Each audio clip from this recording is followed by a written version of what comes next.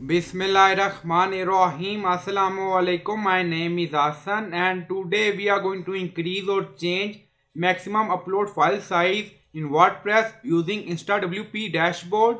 Before starting work, it's my request, please subscribe my channel. Thank you. Now back to our work. So we are using InstaWP Dashboard. Now you see maximum upload file size 256 MB. Now go to InstaWP Dashboard and then you see site name and then you see more actions. So click on it. And then you see PHP config, so again click on it. So we are in PHP configuration. Now you see upload maximum file size MB 256.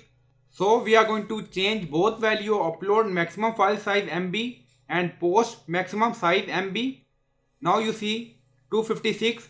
So we are going to change both value 512 and then click on save. Now you see success message, PHP configuration updated.